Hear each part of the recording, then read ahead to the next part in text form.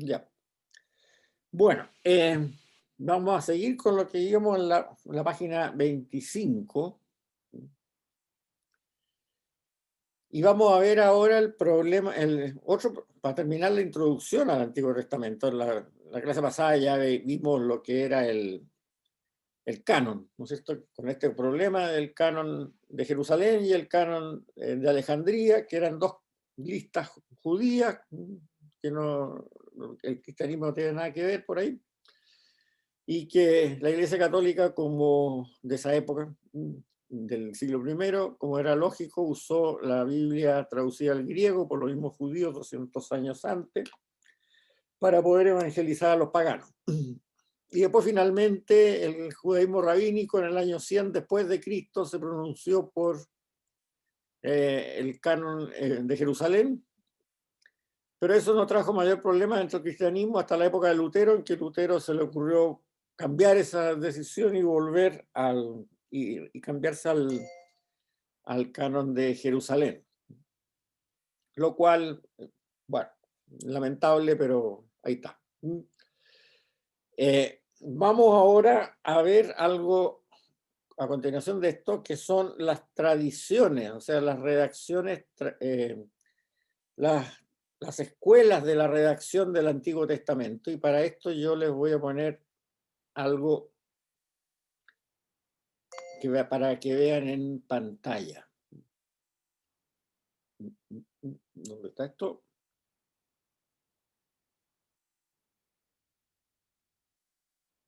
Aquí parece.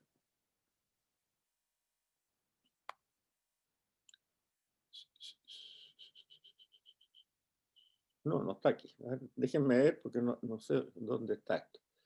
Stop share. Se me perdió, lo tenía tan... A ver, déjenme ver. Aquí está.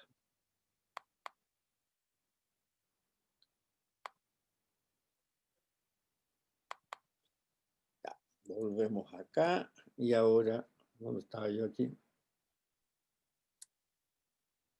Uy, se me perdieron ustedes.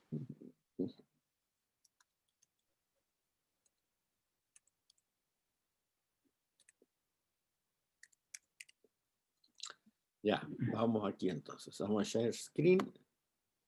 Y esto está acá. Eso, share. Ahí estamos. Esto está en los apuntes, pero se los voy a mandar de todas maneras porque aquí hay algunas fotos que les pueden interesar, que son bien interesantes. Vamos a recordar lo que habíamos visto en esta única slide.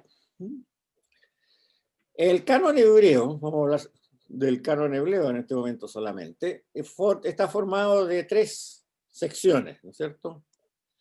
La Torá, los libros de los profetas y el resto que le llaman sencillamente otros escritos. Bien intelectualizado el nombre, digamos, otros escritos. Ya. Si ustedes fueron a misa, me parece el domingo pasado o en algún día de esto, Jesús habla de hacer caso a la ley y los profetas. Bueno, él se está refiriendo a estos dos grupos, la ley, la Torá y los profetas, los Nevi'im, que eran los únicos que estaban canonizados ya en la época de Cristo, porque los otros escritos, los que tuvimos, se canonizaron en el año 100 después de Cristo. Pero esta canonización de estos libros recogió 4 fuentes redaccionales. O sea, como yo les decía en alguna clase, no sé si la primera o la segunda, estos relatos dieron origen a tradición oral. Eran tradiciones que se transmitían de padres a hijos oralmente, ya que prácticamente nadie sabía escribir en esos tiempos, y menos ni leer tampoco. Y no era problema. Eran tradiciones que se podían transmitir por siglos oralmente y se aprendían de memoria. O sea, era un recuerdo bastante bueno, tal como pasa ahora en países musulmanes relativamente pobres, como son el norte de Pakistán o Afganistán, en que los niños aprenden el Corán de memoria y son capaces de recitarlo sin equivocarse ni siquiera en una palabra. Entonces se formaron cuatro fuentes de tradición oral, que se llaman la tradición yavista, que se llama Jota, porque se llama Jota porque esta cosa la investigaron en biblistas alemanes ya hace más de 100 años, 100, 150 años. Y en alemán, Yahvé se escribe con J, igual que Yavol es con J, no es con Y. Entonces la tradición yavista, la tradición J, proviene de la zona de Jerusalén y se puso por escrito esta tradición más o menos en el año 950 antes de Cristo. Y se reconoce en la Torá porque a Dios lo llama Yahvé. Eso está claro. Ahora, si nosotros pensamos que los primeros relatos históricos reales que refleja la Biblia, que lo vamos a ver inmediatamente en esta clase, que es el relato de Abraham, más o menos 1600, 1700 años antes de Cristo, quiere decir que ese relato que viene de la fuente yavista, precisamente, pasó del año 1600 o 1700 al 950, o sea, del orden de unos 600, unos 650 años, fue transmitido oralmente. Y en la época del rey Salomón, en el año 950 a.C., más o menos, recién fue ese relato yavista, que ya vamos a ver, fue bastante largo. No es solamente el relato de Abraham, es bastante más largo. Después de unos 600, 700 años de haberse transmitido por transmisión oral, se puso por escrito en la época del rey Salomón. Después existe también la tradición eloísta, y que se distingue fácilmente de la otra cuando uno lee una buena traducción de la Biblia, porque a Dios no lo llama Yahvé, sino que lo llama Elohim. Y esa tradición, por los relatos que relata, valga la redundancia, se sabe que viene del Reino del Norte, se llama el Reino del Norte, por lo que después fue Galilea y Samaria. O sea, el reino de Israel, el reino del norte se llama Israel, el reino del sur se llama Judea, Judá. Y es un poco posterior, se puso por escrito de una forma un poco posterior, en el 800 antes de Cristo. O sea, más o menos 150 años después que ya está puesta por escrito la tradición yavista. Pero de todas maneras, un periodo largo de tradición oral, también cerca de 700, 800 años. Después en el reino del sur de nuevo, en Judá, Jerusalén, en el año 622, y ahí tenemos bastante claro la fecha exacta, porque un rey Josías, manda poner por escrito esa tradición. Aparece la traducción deuteronómica, que ya vamos a ver qué características tiene a lo largo del curso. Y finalmente ocurre una tradición sacerdotal, obviamente de Jerusalén, que se pone por escrito por allá por el año 550 antes de Cristo. Ahora, nuestra Torá, o sea, la Torá actual, el Pentateuco, digamos así, y los libros de los profetas anteriores se arman de esta forma. En algún momento, la tradición yavista, que viene acá, puesta por escrito ya, por supuesto, y la tradición eloísta, alguien las fusiona, las pone en orden cronológico los dos, insertando versiculito con versiculito. Ya vamos a ver algunos ejemplos. Y aparece un texto, esto también era un texto, y esto era un texto que se llama Yavista Eloísta, que tiene estas dos. Paralelamente, se escribe la primera versión del Deuteronomio, acá, con la fuente deuteronomista, que copia algo de aquí, pero no, es bastante autónoma. Y después se le agrega una segunda redacción, se agranda este Deuteronomio chico que había, original que había acá, con una segunda redacción que también es autónoma, y de ahí sale el libro del Deuteronomio, o sea, el quinto libro del Pentateuco. Y ya por allá, por el año 500 antes de Cristo, no se sabe si es antes del exilio babilónico, por ahí más o menos. Estas tres fuentes que ya están escritas, la yavista eloísta, la sacerdotal que viene de acá con algunas influencias yavista eloísta también, y la deuteronómica, alguien que se llama el redactor, que no lo conocemos, pero también vamos a ver lo que dejó, ¿ah? Los junta, estas tres fuentes que vienen acá, y de ahí sale la Torá, el Pentateuco actual. O sea, el Pentateuco de por lo menos de 500 años antes de Cristo en adelante. Y por otro lado, de esta fuente deuteronómica salen los libros estos de los profetas anteriores, o sea, que relatan la historia de la época deuteronómica, que son Josué, Jueces, los dos de Samuel y los dos de Reyes. Ahora, de esa cosa se ve lo que sale aquí. Voy a ver si les caen las dos.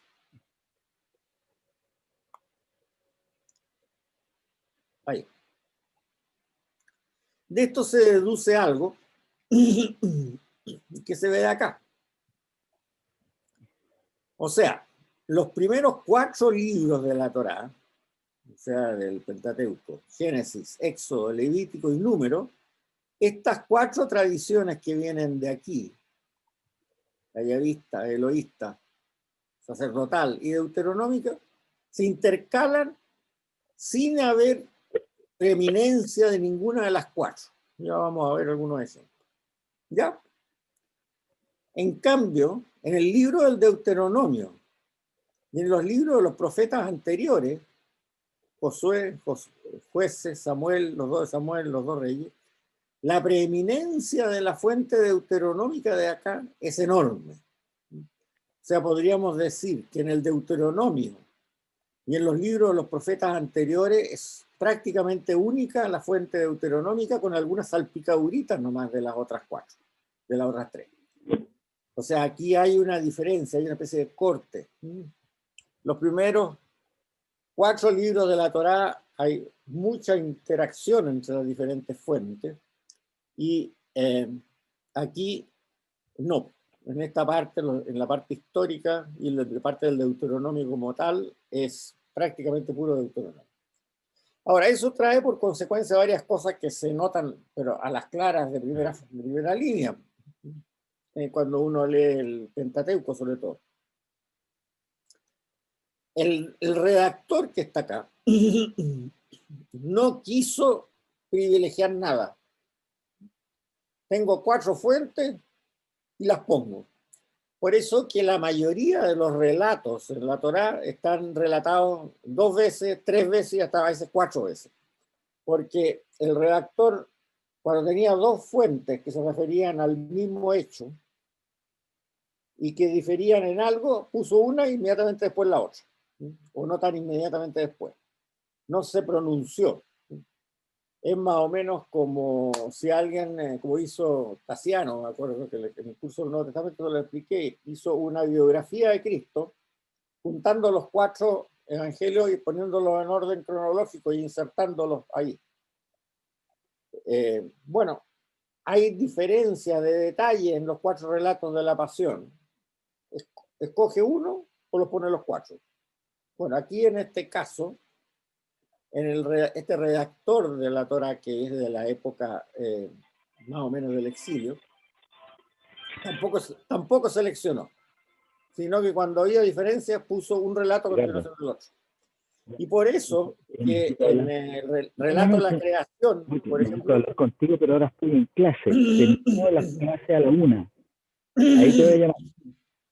en el relato de la creación, por ejemplo, tenemos 2 relatos de la creación distintos y que se relata el mismo hecho e incluso algunas de las cosas en uno se crean primero después de las otras, etcétera, etcétera, etcétera. ¿Por qué? Porque está el relato sacerdotal por un lado y la fuente sacerdotal y la fuente eloísta. Las dos tenían ese relato y el redactor entonces los pone los dos. Y así pasa bastante seguido. Hay un librito que es muy interesante de un señor Elliot Friedman, Richard Elliot Friedman, que es un biblista judío. Muy importante. Y que aprovechando las técnicas modernas de impresión, hizo una copia en inglés del Pentateuco, o sea, de la Torá, pero en que la tipografía, según la fuente, es distinguible. Y aquí pone, por ejemplo, cómo se lee. Cuando es fuente yavista, la pone en letra verde, sin énfasis. Cuando es fuente eloísta, la pone en letra verde, bold, o sea, verdita, porque no es negrita. Cuando es sacerdotal, la pone en azul, bold. Cuando es mezcla de reaccional con yavista eloísta, verde, con un fondo verde. El redactor lo pone azul suave, con fondo azul. Y así. Deuteronómica, aquí parte 1, azul sin refuerzo, pero otra tipografía distinta a la de arriba, y la misma cuando es segunda parte del Deuteronomio, en azul más negrito. Entonces aquí tenemos una página, por ejemplo. Aquí tienen ya vista. No, eloísta era esto. Y esto parece que es, creo que es sacerdotal. Eso lo identifica él. Y si ustedes se fijan, estas cosas que aparecen acá, con un fondo azul, que son frases muy cortas, son las frases del redactor. Para poder encajar dos fuentes distintas y que se entiendan, porque no necesariamente se entienden. Si están una después de la otra, como de aquí llegó para acá. Por ejemplo, aquí esto era, dijimos ya visto. Y esto es sacerdotal. Pero aquí estaba hablando de Débora, que era la nana de Rebeca, y que lloraba mucho, y que que fue sepultada en Betel. Por eso Rebeca lloraba mucho, porque era su nana y se murió Débora, y la enterraron en Betel. Pero aquí resulta que el relato sacerdotal que se inserta después, y cronológicamente parece que corresponde, está en Padam Aram, y queda lejos de Betel. Entonces no se entiende.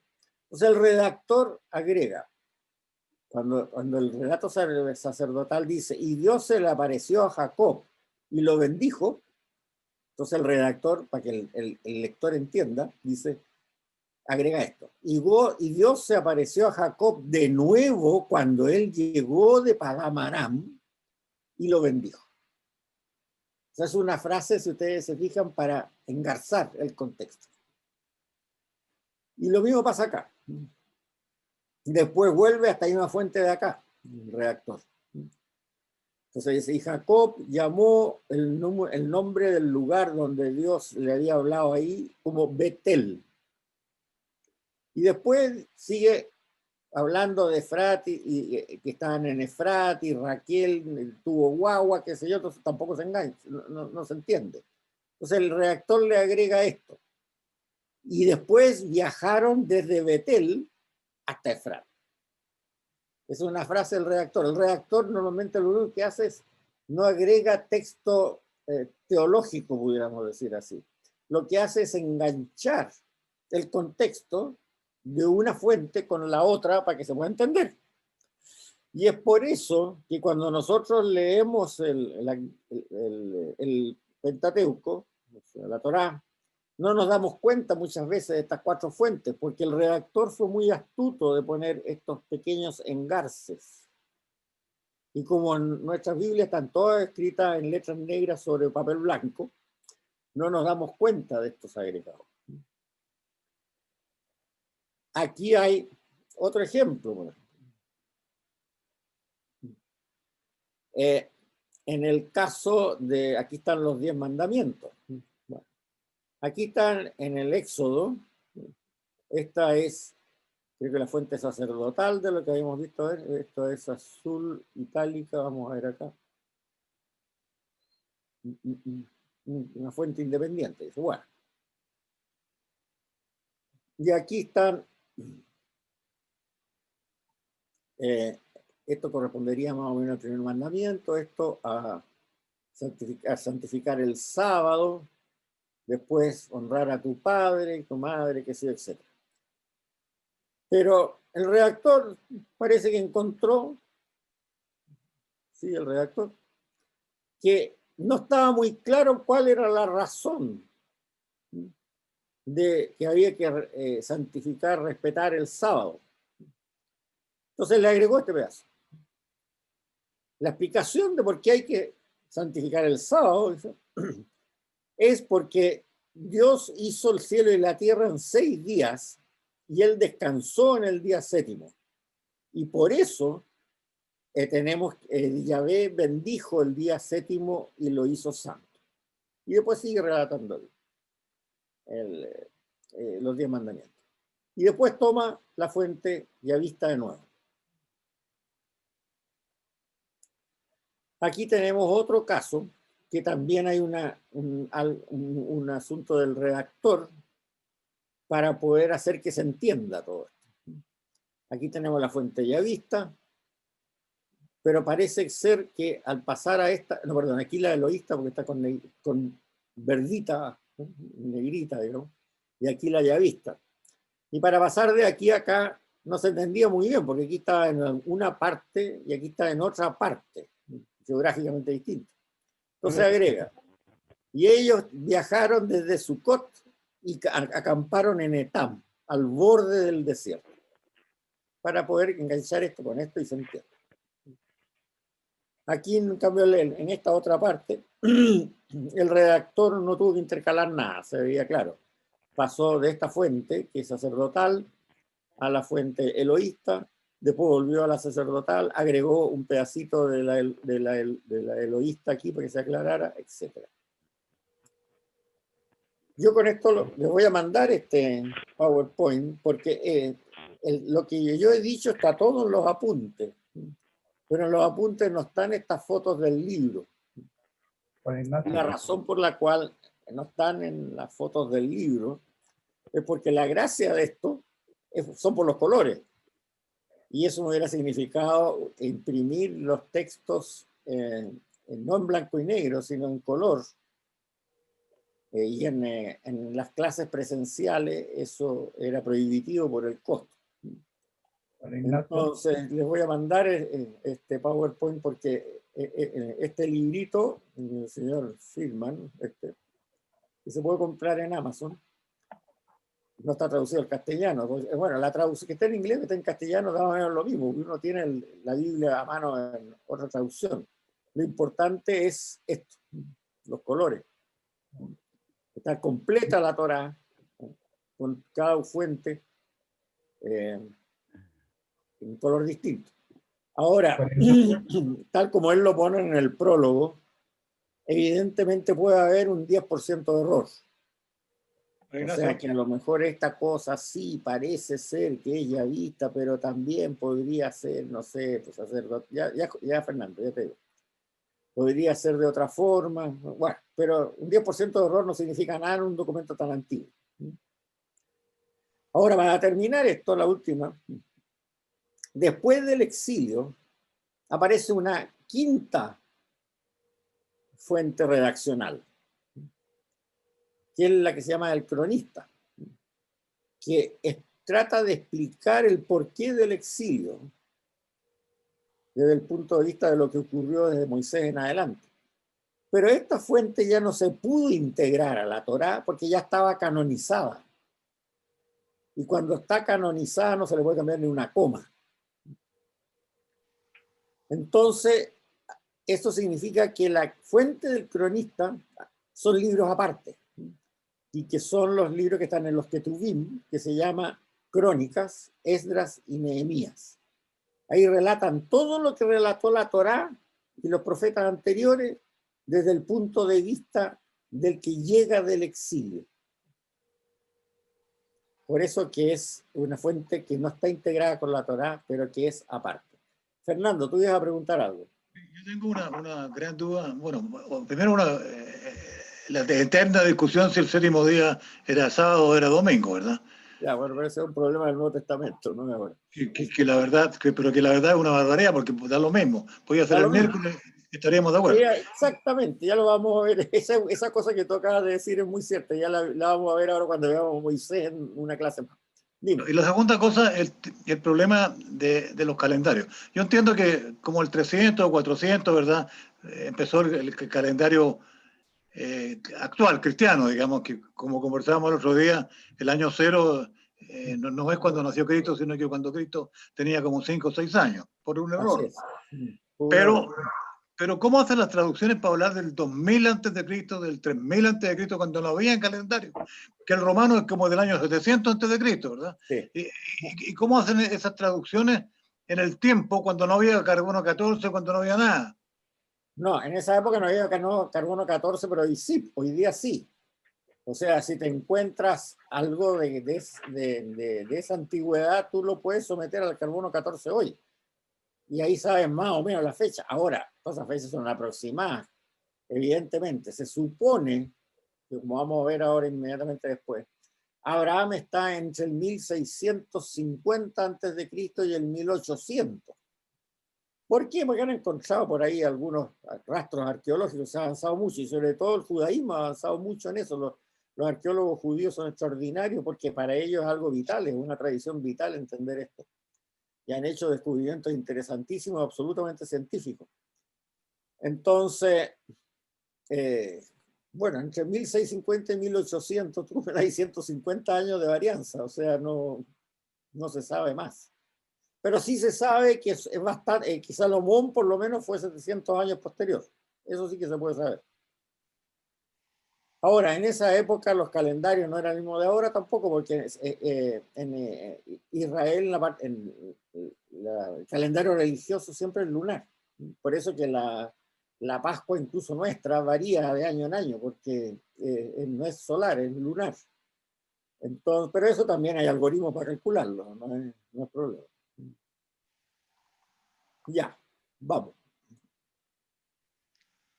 Bueno, con esto terminamos la introducción al Antiguo Testamento y vamos a la teología del Antiguo Testamento, que es lo que nos va a ocupar a todo el resto del curso, que es la parte más interesante, pero que bueno, hay que entender todas estas cosas porque si no, no se entiende la teología tampoco. Vamos a la página 28. El texto más antiguo del Antiguo Testamento es el texto que relata, fuente yavista principalmente, pero también la loísta, la historia de los grandes patriarcas, Abraham, Isaac y Jacob. Ese es el texto más antiguo del Antiguo Testamento. Si nosotros pusiéramos los textos del Antiguo Testamento en orden cronológico, aparecería ese relato lo primero. Ya vamos a ver cuál es la razón, pero eso veámoslo en un par de clases más. El contexto histórico, como les decía yo, entre el 1800 y el 1650 antes de Cristo. Y el testimonio de esto está en el libro del Génesis, en los capítulos 12 al 50. Y lo que se trata ahí es la historia de los tres grandes patriarcas, Abraham, Isaac y Jacob y sus 12 hijos, o sea, antes de Moisés. Una característica importante que, desde el punto de vista teológico, que tiene esta época, en que el Dios es el Dios de nuestros padres, así se llama. El Dios de nuestros padres.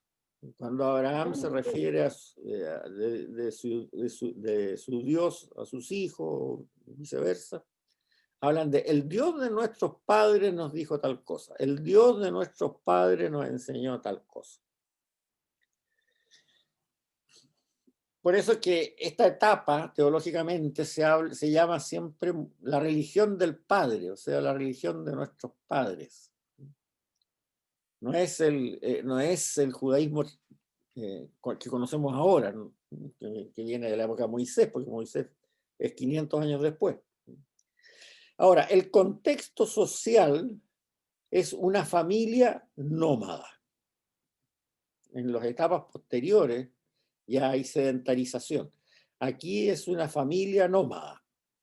Y la familia en el sentido patriarcal. O sea, una familia podría tener 200, 500 personas. No es padre e hijo, madre e hijo solamente, sino que son todos los que están a cargo de un patriarca. Normalmente el padre de familia, puede ser el abuelo, no sé, dependiendo, pero el que manda, que viaja con un séquito de personas, puede tener varias mujeres, y además se entienden como miembros de la familia todos los que dependen de ese patriarca, que pueden ser, por ejemplo, la madre del patriarca, o esposas del padre del patriarca que ya falleció, él, pero sus esposas viven, sus viudas, digámoslo así, viven. Pueden ser hermanos menores del patriarca que no han alcanzado a formar una familia propia, o hermanas del patriarca que no se han casado. Están ahí también incluidos todas aquellas personas que no sean capaces de ganarse la vida propia en forma autónoma, personas que pueden tener alguna enfermedad, que pueden tener algún tipo de problema, etcétera, limitación física o psicológica, que entonces el patriarca está obligado a alimentarlas. No existía la seguridad social en ese momento, pero la seguridad social está absolutamente garantizada por la familia patriarcal. Y además a esa familia patriarcal también pertenecen todos aquellos sirvientes que sirven al patriarca, ya sea gente que ayuda con el ganado, gente que ayuda con las labores domésticas, y que a su vez ellos son personas casadas, que tienen mujeres e hijos, y bueno, entonces se arma una familia que es enorme, pues 50, 100, 200 personas fácilmente. Y una característica muy interesante de esa familia también es que todos los chiquillos de la misma edad que hay en ella, independientemente de su padre y de su madre, pueden ser hijos de los sirvientes o hijos del patriarca o nietos del patriarca, lo que sean, se consideran hermanos, se llaman entre sí hermanos. Y de eso hay ejemplos acá en la escritura que son bastante claros. Por ejemplo, Lot y Abraham eran tío y sobrino, y sin embargo se llaman siempre hermanos entre ellos. Ahora, esta familia patriarcal era nómada y ganadera, recolectora. No estaba todavía la costumbre de sembrar y cosechar, sino que eran ganaderos nómadas recolectores, o sea, un estado de civilización bastante primitivo en ese sentido. Y por lo tanto iban donde había pasto para el ganado. Y la tradición, en esa época, por supuesto, no existía la propiedad privada porque no tenía sentido. La gente iba donde había pasto nomás, y no sabían sembrar. Entonces, la propiedad privada de la tierra surgió más adelante, como lo vamos a ver, cuando una persona se vio obligada a sembrar para poder cosechar. Entonces, si sembraba, obviamente, él no iba a permitir que después llegara otro nómade y se comiera todo el pasto que él había sembrado. Entonces, ahí se cambió el papel. En esa época, la tierra no era propiedad de la gente, sino que la gente era propiedad de la tierra, que es distinto. O sea, la gente se debía a la tierra. La tierra era propiedad de la divinidad. Y el hombre, el ser humano, era hijo de la tierra. No era dueño de la tierra. La tierra era dueño del ser humano. Esa era la tradición. ¿Y cuál era la tierra que era la dueña de ese ser humano? Era esa tierra donde estaban enterrados sus antepasados. O sea, en la tierra donde estaban enterrados sus antepasados era la tierra a la cual se debía ese ser humano. Y por eso cuando se moría lo enterraban en esa misma tierra, porque venía de esa tierra y volvía a esa tierra. Dicen por ahí algunos historiadores, y yo creo que tienen toda la razón, que el cambio ideológico más grande que se ha producido en la historia de la humanidad y costó siglos de guerras y matanzas, es el cambio que se produjo de pasar del nomadismo al sedentarismo, porque cambió toda la concepción religiosa y cambió toda la concepción social. O sea, de ser el ser humano propiedad de una tierra específica, donde estaban enterrados sus antepasados, y donde volvía todos los años los inviernos, cuando ya sus animales habían comido y llevaba los granos los granos que había podido y el pasto que había los fardos de pasto que había podido conseguir, y volvía a la tierra de sus padres, y para después morir ahí y ser enterrado ahí. Entonces, en vez de él ser propiedad de una tierra, la tierra pasó a ser propiedad de él, porque obviamente nadie podía plantar en una tierra que no fuera suyo, porque el esfuerzo de plantar era muy grande. Entonces dicen los arqueólogos, y pues, han desenterrado cosas importantes ahí, en ese sector y en otros sectores también, que el trauma más social y político y religioso que ha vivido la humanidad en toda su historia ha sido el paso del nomadismo a la sedentarización. Y yo creo que efectivamente así debe haber sido. Entonces, cuando Dios se le aparece a Abraham y le dice, sal de tu tierra y ven a Canaán, él era de Ur de los Caldeos, o sea, Mesopotamia, donde está Irak ahora. Y le dice, sal y vete a Canaán, que yo te voy a dar esa otra tierra, te voy a hacer hijo de esa otra tierra que emana leche y miel, le provoca un quiebre feroz a Abraham. Porque significa que esa tierra a la cual él pertenece, porque están enterrados sus padres, abuelos, bisabuelos, tatarabuelos y todos ahí, digamos, y donde él nació y se crió, ya no va a ser la tierra paterna de él, sino que va a ser una tierra muy lejana, a esa época, 1000 y tantos kilómetros, que es que Dios le promete que emana leche y miel, y que él no conoce, y que no tiene a nadie enterrado ahí. Entonces, lo convierte, ese llamado de Dios lo convierte en una apatrida durante un tiempo, que para la mentalidad de esa época es atroz. Ahora, eso también explica bastante el concepto de que, y es muy interesante esto, y tiene su lógica, por supuesto, que el judaísmo ortodoxo entiende el problema de la tierra de Israel. La mira en este sentido del nómade. O sea, no tiene el sentido de uno que uno vive aquí, vive allá, mi padre migró de España para acá y de Cataluña para acá y no pasó nada. No, el ser humano en la religión abrahámica se debe a esa tierra. Entonces, no es cosa de irse para otro lado. Esa tierra es la tierra donde están enterrados mis padres, la tierra y donde está enterrado Abraham, y la tierra donde está enterrado Isaac.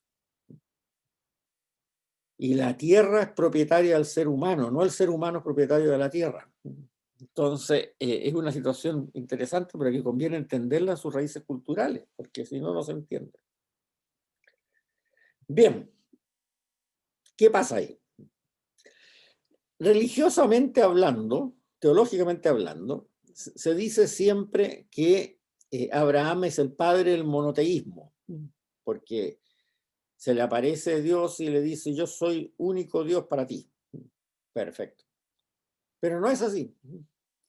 Lo que existía en esa época, como demuestran varios textos, es lo que se llama una monolatría, que todavía no es monoteísmo, y que va a ser monoteísmo, sí, pero 500, 600, 700 años después. ¿Y qué significa una monolatría? Significa, mira, el Dios de mi tribu, dice Abraham, el Dios de mi tribu es uno solo. ¿Ya? ¿Estamos de acuerdo? Ya, es uno solo. Pero el Dios o los dioses de la tribu tuya, no tengo idea y me da lo mismo. Eso se llama monolatría. Y los textos de esa época, de aquí bíblico, lo dice claramente. Como un texto que yo les pongo ahí de ejemplo. El acuerdo de paz de Labán y Jacob. Labán y Jacob eran dos nómadas que estaban por ahí, y de repente encuentran los dos una tierra con pasto, y se van, mandan sus ovejitas, cabritas, a pastar ahí, y por supuesto empieza la pelea entre los ganaderos de uno y del otro, porque este pasto lo descubrí yo primero, qué sé yo, etcétera, etcétera. Entonces llegan a un acuerdo los dos patriarcas, Jacob, nieto de Abraham, y Labán, que era un pariente lejano. Le dice, mira el montón de piedra, le dice Labán a Jacob, mira el montón de piedra y esta piedra conmemorativa que he erigido entre los dos. Una y otra cosa son testigos de que ni yo traspasaré este montón de piedras para entrar por las malas a tu territorio, ni tú traspasarás el montón de piedra o la piedra conmemorativa para entrar por las malas en mi territorio. Se ponen unos hitos, como se llaman ahora, en los límites entre los países. Y después sellan esto diciendo, el Dios de Abraham y el Dios de Nahor serán nuestros jueces. No dicen, el Dios de Abraham y Nahor serán nuestros jueces. No, no, no. El Dios de Abraham y el Dios de Nahor serán nuestros jueces. O sea, la familia de Abraham, que era el abuelo de Jacob, tenía un Dios que era uno. Y la familia de Labán, cuyo antepasado parece que se llamaba Nahor, tenía otros dioses, uno o varios, no importa. Pero ambos atestiguan por los dioses familiares, que en el caso de Abraham es uno, eso sí, eso lo tenía muy claro Abraham. Y en el otro caso no tenemos idea, que ellos no van a traspasar estos hitos de un lado para el otro con su ganado. Eso es monolatría. El Dios de mi familia, de mi tribu, es uno solo, que es algo rarísimo para la época, pues no se da en otro caso. O sea, efectivamente Abraham ahí tiene es un caso excepcional en toda la región. No sé si en algunas tribus de Oriente, del Extremo Oriente, pudiera ocurrir lo mismo, pero ahí es el único. El Dios de mi familia es uno. El Dios de la familia tuya y la tribu tuya no me interesa saberlo, es problema tuyo. Chao. Monolatría. Ahora, el Dios de Abraham, después de probar su fidelidad, qué sé yo, con el caso del sacrificio de Isaac, que es muy propio de la época, porque en esa época se usaban esos sacrificios humanos, por los rastros arqueológicos se sabe. Pero después de probar su fidelidad, en el sentido y sobre todo viendo que Abraham le obedeció dejar su tierra, que eso es algo muy importante,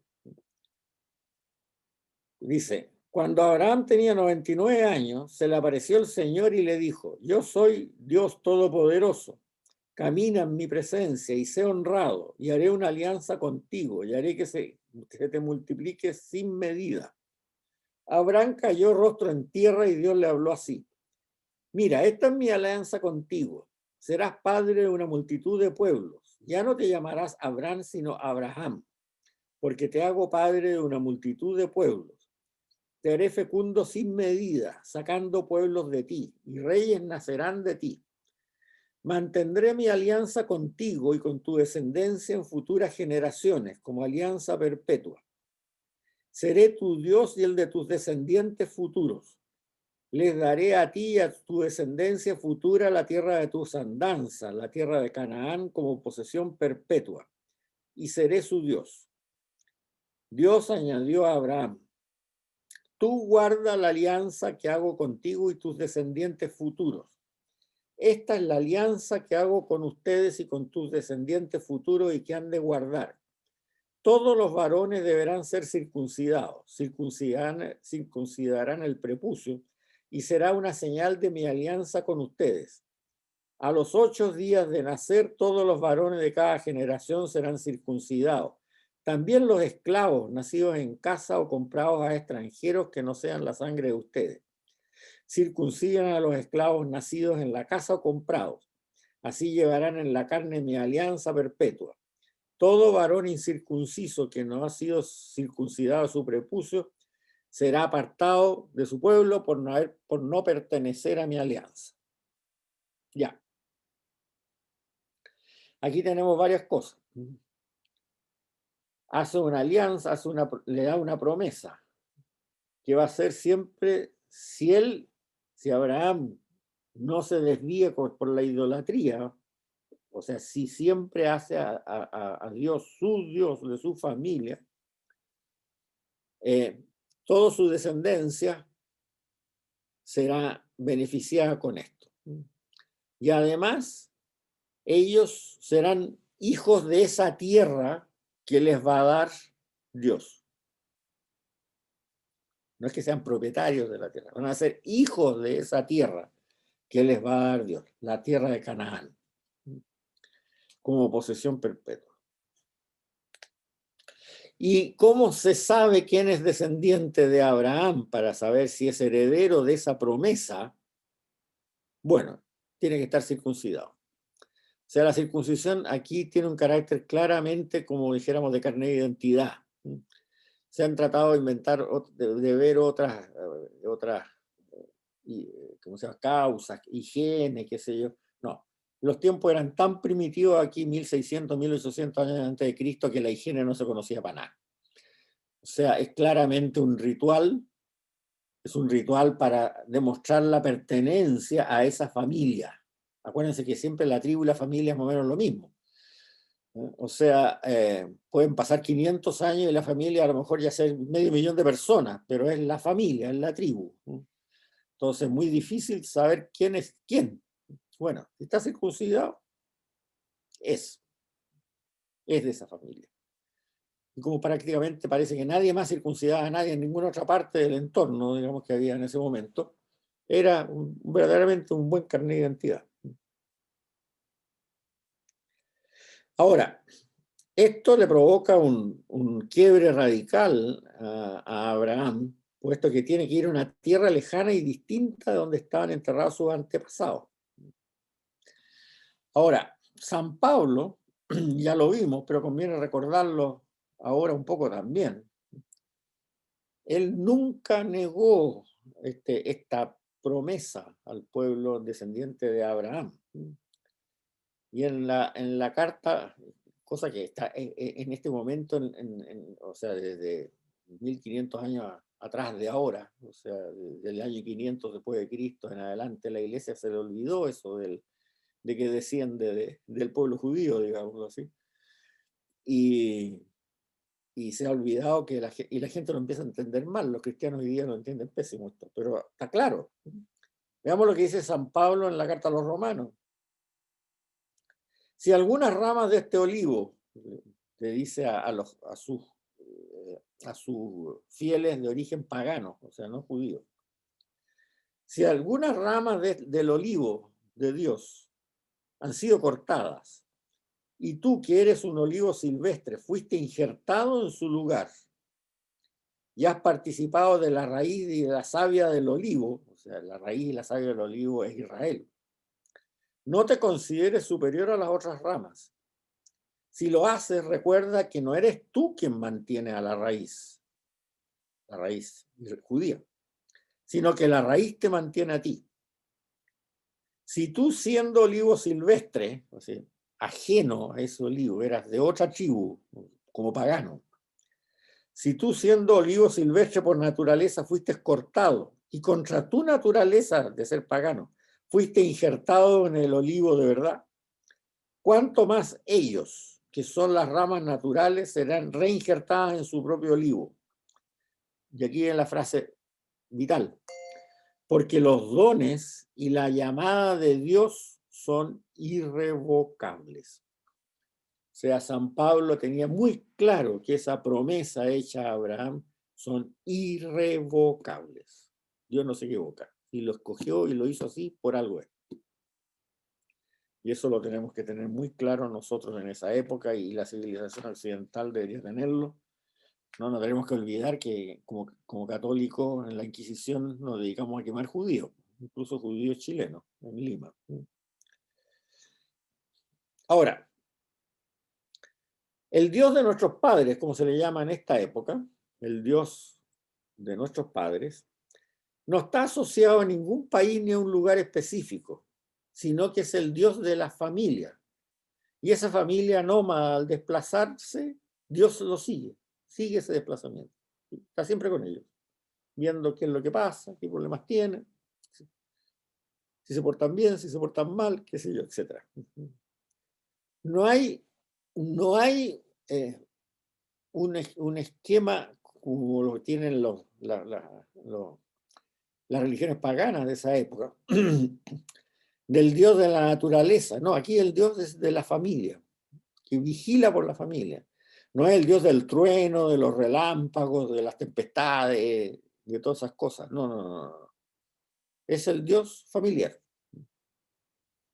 Por lo tanto, no hay una relación de temor, si ustedes se fijan, en estos textos, digamos, en estos capítulos del Génesis, del 2 al 50, como yo les decía, 2 al 50. ¿Sí? No hay una relación de temor. Es un Dios familiar que está siempre cercano para ayudar.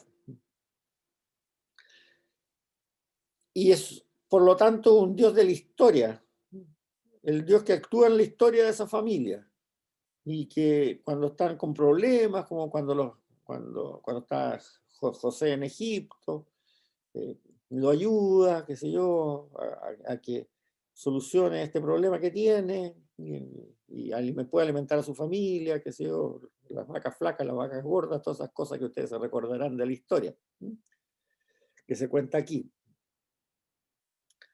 Es un Dios de la historia, que maneja la historia de la familia, vela por esa historia de la familia, no es un Dios de la naturaleza. O sea, en general los sociólogos laicos, ateos, hablan siempre de las religiones como respuesta a los fenómenos de la naturaleza que no podían entender. Bueno, aquí tenemos que el judaísmo no tiene nada de eso.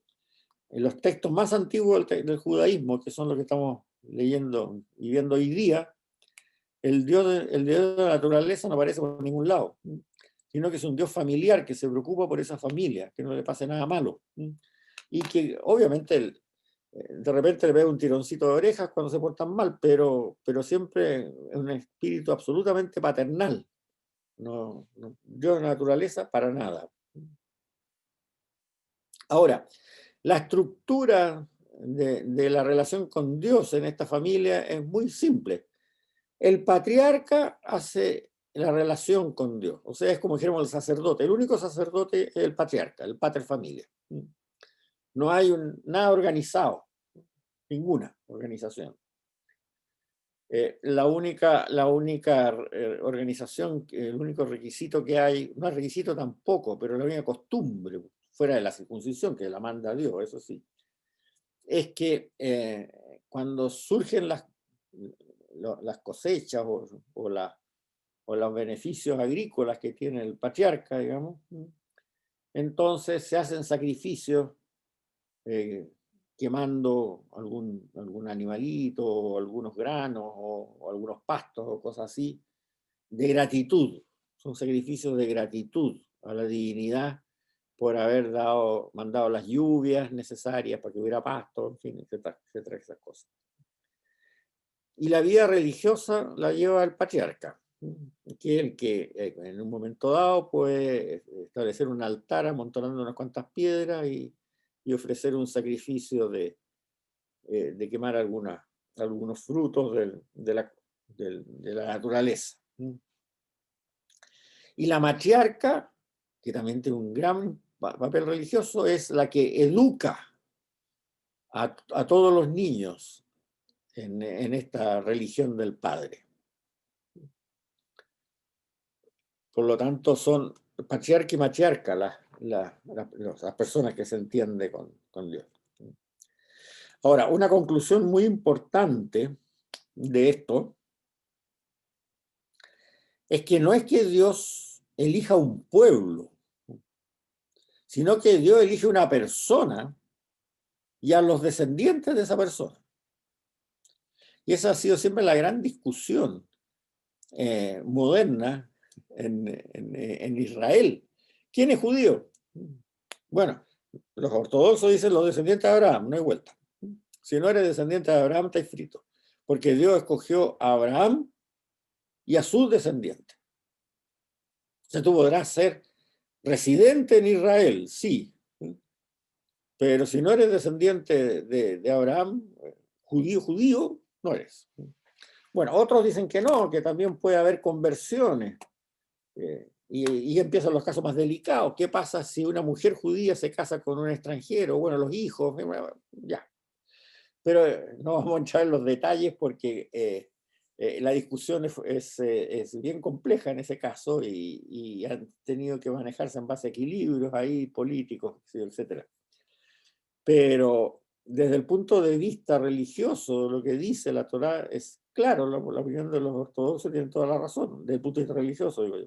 El judío es el descendiente de Abraham. ¿Por qué? Porque Dios no escogió un pueblo, Dios escogió una persona y a sus descendientes.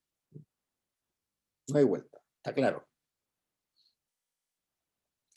Bien, como dato un poco simpático y anecdótico, vamos a ver el caso de la moral en la época esta de Abraham, del Dios de nuestros padres. De las restricciones morales que le pone Dios a Abraham, la única de esta época realmente es la ley del talión. Que la ley del talión ha sido muy denigrada por historiadores después. Y no es cierto, ¿no? La ley del talión fue con respecto a la moral de otros pueblos vecinos. Fue un gran avance, porque la ley del talión no es que promueva la venganza, para nada. La ley del talión lo que dice es que si a ti te ofenden, tú no debes castigar al que te ofende en una forma peor que la ofensa que tú recibiste. O sea, si a ti te sacan un ojo, tú lo máximo que puedes hacer es sacarle un ojo al que te sacó el ojo. Y si a ti te sacan un diente, lo máximo que puedes hacer es sacarle un diente al que te sacó el diente a ti. No puedes hacer, como hacían muchas tribus de esa época, una venganza en que porque te sacaron un ojo a ti, mataste a la mitad de la tribu del que te sacó el ojo. No, eso no está permitido. No. Lo único que puedes hacer tú es que si tú quieres castigar al que te hizo una ofensa grave, el castigo no puede ser superior a la ofensa que te hicieron. Y eso fue un avance gigantesco en esa época con respecto a la moral asiria, por ejemplo, que era de una crueldad horrorosa, como están escritos documentos en tablillas de arcilla que se han encontrado en la zona cerca de Nínive, por ahí, por Mesopotamia. Pero veamos un caso interesante. Esto es Génesis 12, versículos 10 al 20. Pero sobrevino una carestía en el país, y como había mucha hambre, Abraham bajó a Egipto para residir allí. Egipto tenía el Nilo, y el Nilo riega, hay pasto. Cuando estaba llegando a Egipto, dijo a Sara, su mujer: mira, eres una mujer muy hermosa. Cuando te vean los egipcios dirán, es su mujer, es su mujer. Me matarán a mí y a ti te dejarán viva. Por favor, di que eres mi hermana, para que me traten bien en relación a ti, y así gracias a ti salvaré la vida. Bueno, cuando Abraham llegó a Egipto, los egipcios vieron que su mujer era realmente muy hermosa, y la vieron también los ministros del faraón, y elogiaron su belleza ante el faraón, tanto que la mujer fue llevada al palacio del faraón. A Abraham le trataron muy bien en atención a ella, y por eso pudo adquirir ovejas, vacas, asnos, esclavos, esclavas, borricas y camellos.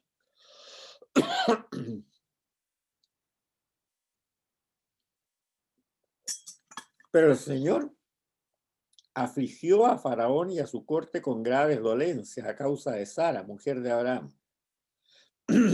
Entonces el Faraón llamó a Abraham y le dijo, ¿qué me has hecho? ¿Por qué no me confesaste que es tu mujer? ¿Por qué me dijiste que era tu hermana? Yo ya la he tomado por esposa. Mira, si es tu mujer, tómala y vete de aquí.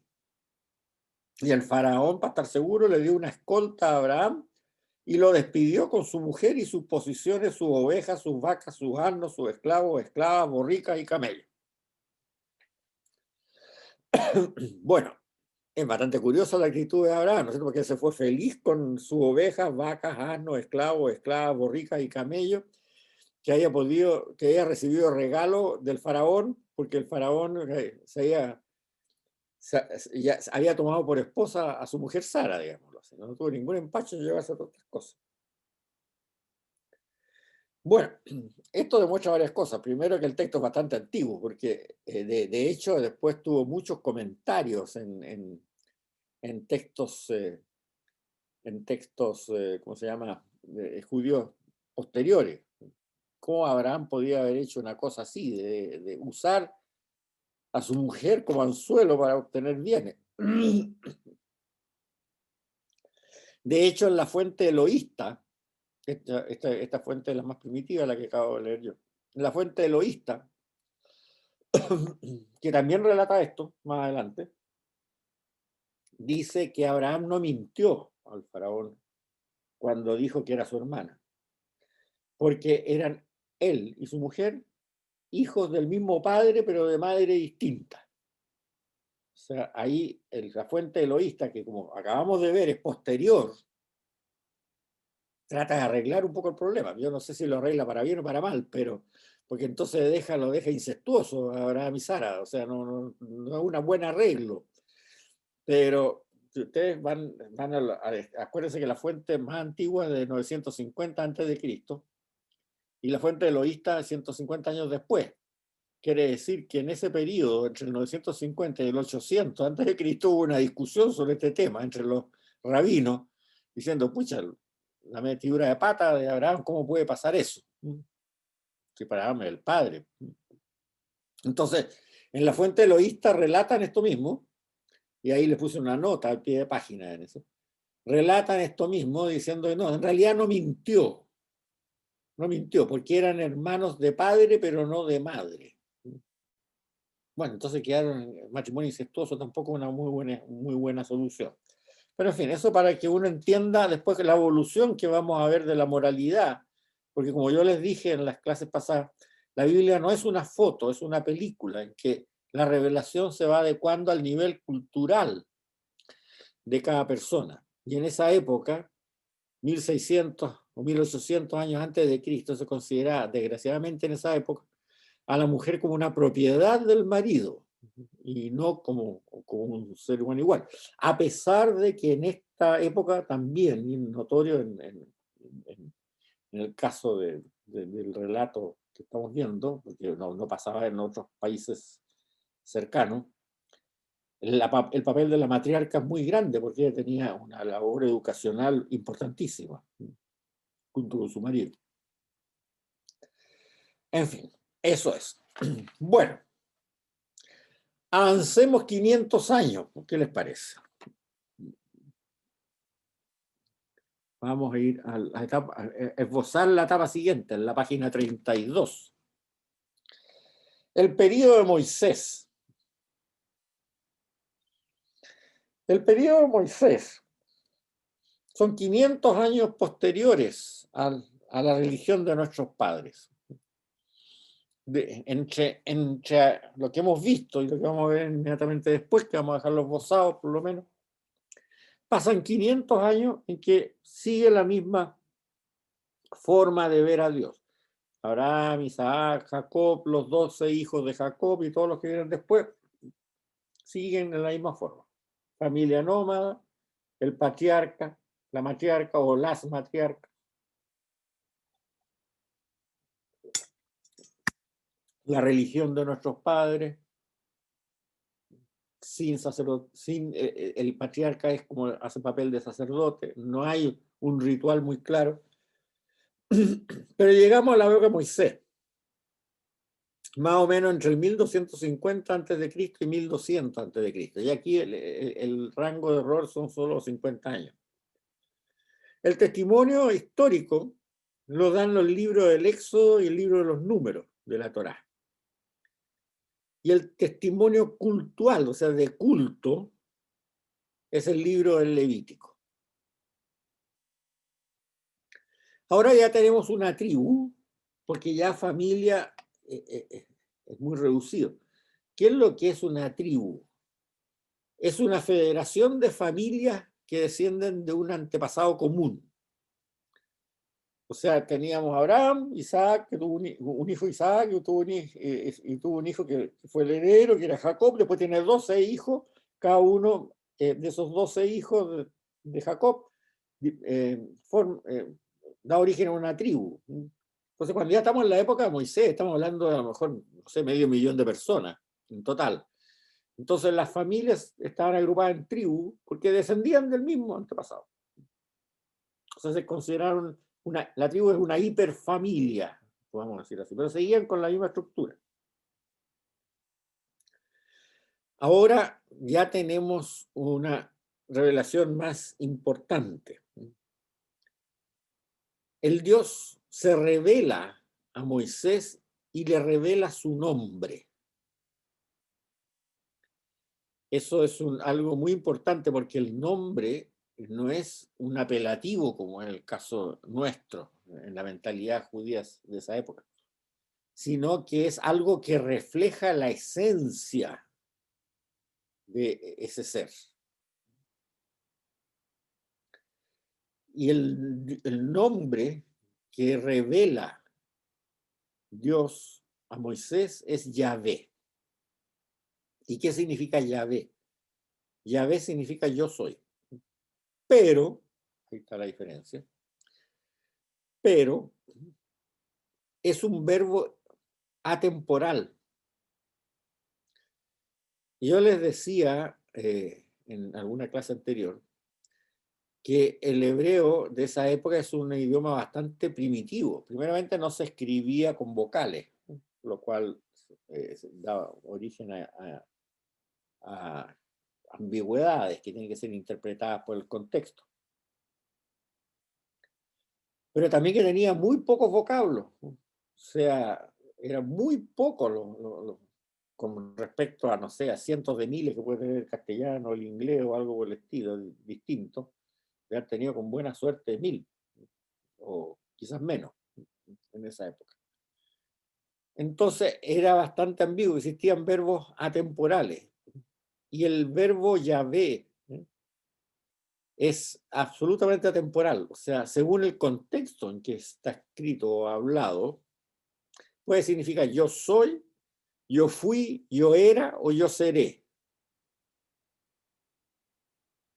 Y ese contexto en el relato de cuando Dios revela su nombre a Moisés está absolutamente indeterminado, desprofeso. O sea, no es una cosa que faltó mayor aclaración, no, desprofeso está indeterminado. Entonces ahí se nos da una característica muy interesante. O sea, Yahvé es el Dios que existe y existirá siempre. Y además nos da una idea de lo que era la eternidad en el concepto judío en ese tiempo y que ahora está volviendo a utilizarse teológicamente en el cristianismo bastante a raíz de todos estos descubrimientos del Big Bang y todas estas cosas. La eternidad no es donde el tiempo es infinito. O sea, nosotros estamos acostumbrados a pensar que la eternidad, vamos a tener vida eterna, vamos a tener tiempo infinito. O sea, que vamos a tener cumpleaños de 1148 y después el año siguiente cumpleaños de 1149, después el año siguiente cumpleaños de 1150, etc. No, no es así, no era así en esa época. La eternidad es donde no existe el tiempo. O sea, el pasado, presente y futuro es exactamente lo mismo. Están todo en el mismo tiempo. Ocurre igual, todo. Es bastante difícil de entender con la mentalidad nuestra. Pero ahora está pensándose bastante en esto de nuevo. Porque a raíz del Big Bang, que no es teoría, parece que es bastante cierto que efectivamente ocurrió un Big Bang. O sea, que de un momento una partícula que tenía energía infinita y masas casi cero, explotó y dio origen en millones de años a todo lo que vemos. Y que además los científicos tienen bastante la idea en este momento de que se puede saber bastante lo que ha ocurrido hasta acercarse al Big Bang, incluso en fracciones de segundos. Pero no hay ninguna teoría que pueda decir qué es lo que pasó antes del Big Bang. Entonces, eso religiosamente, tanto para el judaísmo como para el cristianismo, tiene mucha importancia, porque significa el tiempo fue creado con el Big Bang. O sea, el tiempo empezó a existir en la creación del universo. Antes no había tiempo. Y eso lo dice aquí. O sea, el tiempo es una criatura divina, no lo dice así, que se creó en la época del Big Bang, porque antes no había tiempo y después no va a haber tiempo. No es que vamos a tener una vida eterna infinita, sino que vamos a tener una asimilación a un espacio en que no va a haber tiempo. Pasado, presente y futuro va a ser exactamente lo mismo. Bueno, eso es tan complicado de entender para nosotros como cuando a uno le explican la física cuántica. Me la han tratado de explicar gente muy experta en esto varias veces y nunca la he podido entender. Pero es muy interesante que ocurran este tipo de descubrimientos que demuestran que hay más sabiduría en estos relatos antiguos de la Biblia hebrea de lo que uno cree. O sea, Yahvé es el que existe, existió y existirá y actúa con poder. Eso es la esencia del concepto de Yahvé. Aquel que el tiempo no, el que creó el tiempo, el que el tiempo no lo domina a él. No existe el tiempo para Yahvé. Y de ahí deriva el concepto de la eternidad para el judaísmo de esa época. Ahora, Yahvé sigue siendo una monolatría. Es el único Dios existente para Israel, porque lo ha constituido un pueblo. ¿Y por qué lo ha constituido un pueblo? Porque lo hizo hijo de una tierra que él dio a Abraham. Volvemos a lo mismo de antes. No es que no, es un pueblo que se debe a la tierra que Dios le dio a Abraham. Es un pueblo hijo de esa tierra. Porque todavía sigue siendo nómada en la época de Moisés. Y entonces por eso que está exiliado en Egipto. Y por eso que Dios le pide que lo libere para poder volver a esa tierra que donde fueron injertados en esa tierra en la época de Abraham. La misma tierra que tenían ahí. La diferencia ahora es que este Dios, que era tan familiar en la época anterior, en la época del Dios de nuestros padres, que era tan como dijéramos, como paternal, familiar con su pueblo, se empieza a situar aparte. Es un Dios que tiene mucho poder, que puede mandar plagas, y que es tremendo que él, cuando se manifiesta a Moisés, se manifiesta mediante unos fenómenos fuertes, impresionantes, impactantes. Y además, como lo vamos a ver más adelante, es un Dios político, que no era así en la época del Dios de nuestros padres, del Dios de nuestros patriarcas. Él le da la victoria, Yahvé, a los israelitas frente al ejército del faraón, y se la da de una forma contraviolenta. O sea, pelea por su pueblo, es un Dios político. En cambio, el Dios de nuestros padres en la época de Abraham no era así, era un Dios familiar, un Dios patriarcal, una buena persona, así, un abuelito que vigilaba cómo le iba a la familia.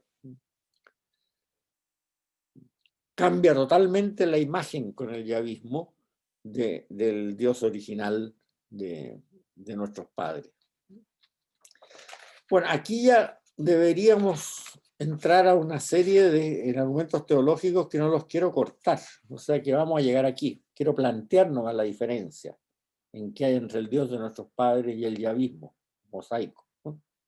En que Dios ya pasa a ser un señor de la historia, pero que maneja la historia políticamente, dándole triunfos a un rey con respecto a otro, derrotando a otros, ¿no?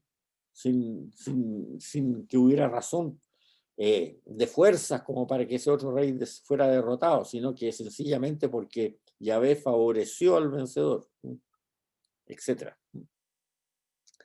Vamos a quedar aquí, o sea, la próxima vez lleguen hasta la página 32 repasando, y ahora, ya que quedan solamente 10 minutos, dejémoslo para preguntas, y si no, quedamos acá. Von Francisco, como diría el Papa Francisco. Hay una evolución muy grande. Uno siempre piensa que el Dios del Antiguo Testamento es siempre igual, no piensa. Hay una evolución muy grande entre las diferentes etapas. El Dios de Abraham, Isaac y Jacob, el Dios de nuestros padres, es muy distinto del yavismo que viene después. Y después, cuando cae la imagen del yavismo y vienen las otras fuentes bíblicas, ocurren también cambios distintos. Aparece una forma de mirar a Dios totalmente diferente. Bien, preguntas. Quedaron todos callados, ¿no? O los dejé todos aterrorizados o no. Bueno, quedemos hasta acá. Si no hay preguntas, acuérdense de repasar. Y vamos a seguir viendo la teología del Antiguo Testamento. Yo tengo una pregunta, perdón. Sí, dale nomás. La pregunta es si va evolucionando la visión que tienen los hombres de Dios o va evolucionando como Dios se va mostrando a los hombres. Es en ambas direcciones. Dios se va mostrando a los hombres de alguna manera y el hombre va reaccionando. Eso es lo que la imagen que nos da la Biblia, ¿no? Por eso que hay diferentes fuentes. Como yo te explicaba antes, incluso de la quinta fuente, que el hombre empieza a interpretar la historia de acuerdo a lo que pasó en el exilio. ¿Por qué Dios nos exilió? Y empieza a descubrir que la cosa no era tan bonita como la pintaban las fuentes anteriores. Que, por ejemplo, David no era un rey extraordinariamente piadoso, que era bastante adúltero, digamos, ¿no? Y que había mandado matar al marido de una mujer de la cual se había enamorado, para poder casarse con ella y cosas por el estilo. Entonces se va descubriendo, se va interpretando los hechos de la historia que le va ocurriendo a Israel en base a decisiones que interpretan como acciones de Dios, acciones de Yahvé, y se va reinterpretando esa historia. Es interesante esto de la fuente, porque el caso de David, por ejemplo, que yo les he contado ahora, es cierto. Si tú miras la fuente yavista y la fuente eloísta, David es un genio. Es un verdadero, es fantástico el tipo. Bueno, qué sé yo, ¿no? Triunfador, etcétera. Pero después resulta que a David lo castigan, pues. Y entonces viene otra fuente que dice, no era gente. Mire lo que hizo. Mire lo que hizo con Urías. Mire lo que hizo con esta otra gente. Entonces, lo que pasa es que nosotros no nos damos cuenta de eso, porque como esas fuentes se intercalan, claro, cuando nosotros leemos la historia de David, vemos lo bueno y lo malo. Pero resulta de que lo bueno lo vieron varios siglos antes que lo malo. No sé, ¿me entiendes? ¿Me entiendes, Consuelo? Bueno, Sí, muchas gracias. entonces por eso que es bueno ir viendo fuente por fuente, como estamos viendo nosotros, y forma cronológica, porque la historia se ve distinta y se ve mucho más interesante, porque ahí se ve la mano de Dios mucho más clara. Otra pregunta. Están todos muy meditativos. No sé si me escucha. ¿Ah? ¿Me escucha? Habla más fuerte, porque te oigo poco. Digo que si me escucha. Sí, ahora sí. Me perdí o me queda el tema del Big Bang Ah, y la creación, digamos. bueno, eso es un comentario aparte, pero se puede profundizar bastante en eso. O sea, efectivamente, nadie se atreve a aventurar, ningún científico en este momento, qué es lo que pasó antes del Big Bang y si existía el tiempo o no. Eso es algo que es, yo lo he estudiado hace poco, porque más que mal, entre teólogo e ingeniero civil a la antigua, ¿no?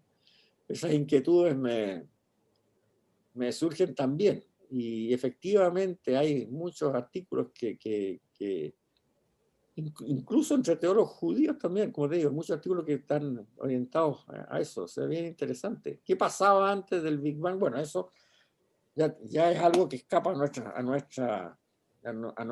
nuestro tópico. Pero no es tan alejado de pensar en un Yahvé que piensa la eternidad como cuando el tiempo no existe. Y eso está claro. Así es en la escritura. Don Fernando. Pero Ignacio, yo he estado en varios cursos aquí en Santo Domingo sobre el universo. Y la verdad que del Big Bang para atrás, con los mejores teólogos, astrónomos, no tienen idea, no saben. No tienen idea.